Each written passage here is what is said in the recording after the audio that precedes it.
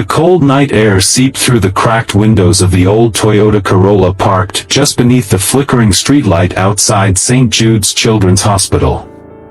Inside, a man sat slumped over the steering wheel, his shoulders hunched in defeat, his clothes wrinkled and worn, and his heart heavy with worry. His name was Eric Lawson. He was 36, a mechanic by trade, a single father by choice, and a man who hadn't had a good night's sleep since the day his little girl, Lily, was diagnosed with leukemia. And what happened to this exhausted, broken man next changed his life forever. Eric had always been a quiet man. After his wife, Natalie, died in a car accident 5 years ago, he poured everything into raising their daughter. She was only 3 when her mother passed, but Lily had her mother's eyes, wide, curious, and full of light. That light was what kept Eric going, even on days when grief tried to drown him. They lived modestly in a 1-bedroom apartment above the auto shop where Eric worked. Life wasn't easy, but it was full of love. Lily loved to draw, to paint, to sing to her dad while he fixed cars. Her laughter made that shop echo with joy even on the darkest days. But one day, Lily stopped singing. It started with fevers. Then came the bruises. The fatigue. Eric knew something was wrong. Deep in his gut, he knew. The diagnosis came like a punch to the soul. Acute lymphoblastic leukemia. She needed chemotherapy. Long stays at the hospital. Expensive treatments. Eric sold everything he could, his tools, his vintage motorcycle, even Natalie's wedding ring. He didn't care. Nothing mattered more than Lily. He begged his boss for more shifts, worked all hours of the night, and when he wasn't working, he was at the hospital. But he couldn't afford to stay in the hospital overnight. There were no beds for parents. He couldn't pay for a hotel.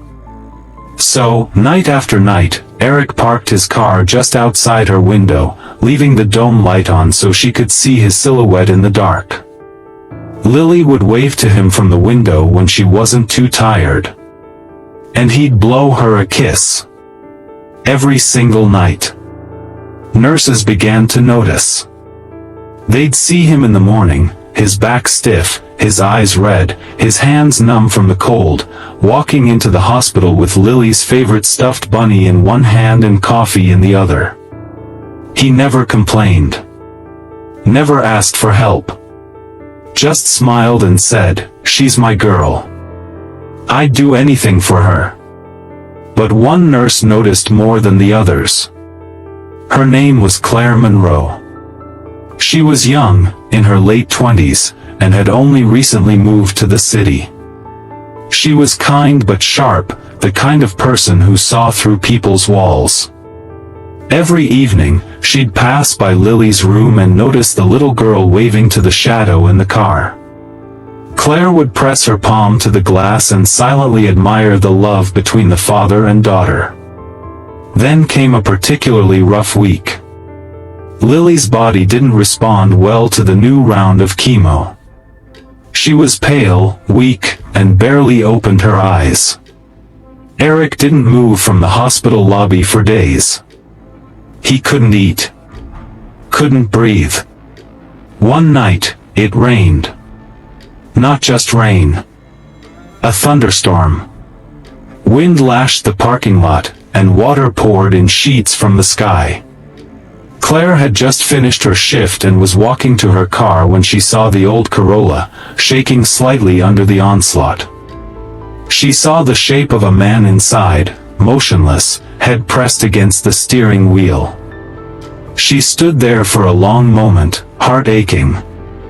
Then, driven by something she couldn't explain, she pulled out a small notepad and scribbled something down.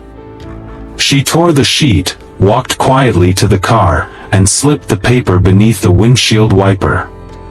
The next morning, Eric rubbed his eyes as light filtered through the windshield. Another sleepless night. Another storm weathered. He yawned, stretched his aching limbs, and was about to head inside when he noticed the note. He frowned, reached for it, and unfolded the soaked paper. It read, "I see you. I see your love, your strength, your pain. Come to room 402 at 8 a.m., Claire." His first thought was confusion. Then suspicion. But something in the handwriting, in the words, felt safe. At 8 a.m., after kissing Lily's forehead, Eric walked slowly to room 402. Claire was waiting with 2 cups of coffee and a gentle smile. "You look like you haven't slept in years," she said, handing him the cup. Eric looked down, unsure what to say. "I've been watching," Claire admitted. "Not in a creepy way, I promise. Just, I've seen what you've done for your daughter. And I think you're the strongest man I've ever met." Eric's throat tightened. No one had said something like that to him in years. She continued, "There's a local charity I work with. Quietly. They help parents like you. I didn't want to embarrass you by offering money. But they can help. Hotel stays. Food. Transportation. Even some of the bills." Eric shook his head, overwhelmed. I can't take charity. You're not," she interrupted softly. "You're accepting love. The same love you give Lily every single day. It's okay to let someone carry you for a while." His eyes welled with tears. It was the first time he cried in front of anyone. From that day on, things changed. With Claire's help, Eric was able to stay in a hotel just down the street.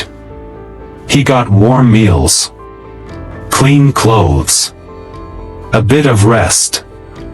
The charity covered part of Lily's hospital expenses. And Lily slowly started to recover. Her body began to respond to treatment. Her color returned. One afternoon, she sat up in bed and said, "Daddy, I had a dream Mommy was watching us. She said you're doing great." Eric wept like a child. Claire stayed involved. She didn't just disappear. She read books to Lily when Eric worked. She brought puzzles and art supplies. She even helped organize a small birthday party in Lily's room when she turned 8. Months passed. Lily improved. By the time spring rolled around, the doctors were cautiously optimistic. One bright morning, Lily walked out of the hospital holding her father's hand, her other hand gripping a small bouquet Claire had brought. "I'm free," she whispered. Eric fell to his knees, sobbing with gratitude. A year later, the story of the single dad who slept in his car and the nurse who slipped him a note went viral after the charity shared their journey online, with permission. People all over the country were touched. Donations poured in. Eric opened a foundation in Natalie's name to help other single parents facing medical crises. Claire, now his closest friend, and more, joined him as a co-founder. Lily, healthy and vibrant, started her own YouTube channel to talk about bravery, hope, and art. Her first video?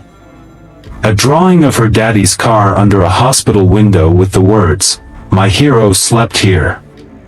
And so, to every parent out there who fights invisible battles, to every nurse who chooses compassion over indifference, and to everyone who believes love can move mountains, this story is for you. Because sometimes, the smallest act, like a note on a windshield, can change the course of someone's life forever.